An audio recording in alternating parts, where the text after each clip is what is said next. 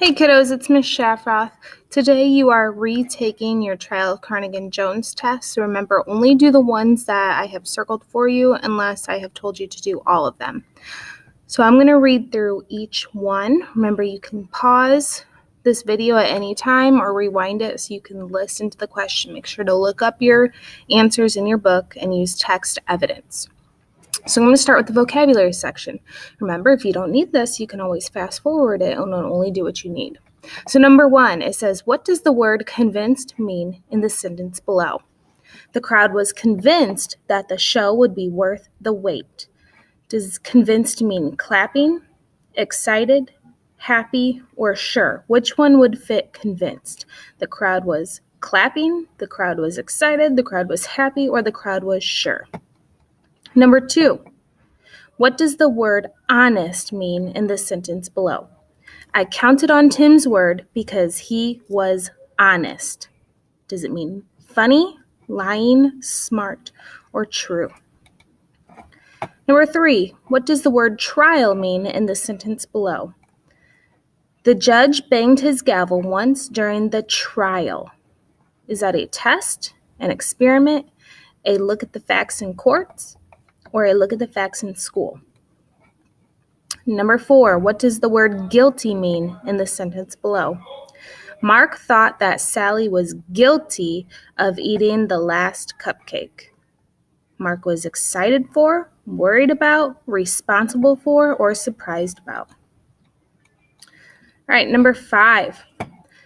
What does the word murmur mean in the sentence below? When Paul was not sure about the answer, he would murmur. Does that mean speak loudly, talk too little, speak quietly, or talk too much?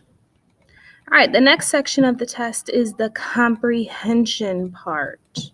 So these will be questions from your story. Number 1, why did the animals not know what Cardigan was up to in the beginning of the story? A, he was a moose. B, he was new in town. C, he was mean to people. Or D, he was always in trouble. Number 2, what did Cardigan do to make everyone think he stole the pie? F, he said he loves pies. G, he had taken other pies. H, he took a bite out of the pie. Or I, he stopped to smell the pie. Number 3, why did the police arrest Cardigan? A, he tried to run away. B, they saw him steal the pie. C, they did what the judge said. Or D, they thought he stole the pie. Number 4, which word helps you imagine the sound of the statue when it fell? F, bumped. G, crashing. H, sent. Or I, turned. Think about what the statue did here when it hit the ground. Number 5, which word from the story does the author use to show that Cardigan is upset during the trial? A, crossed.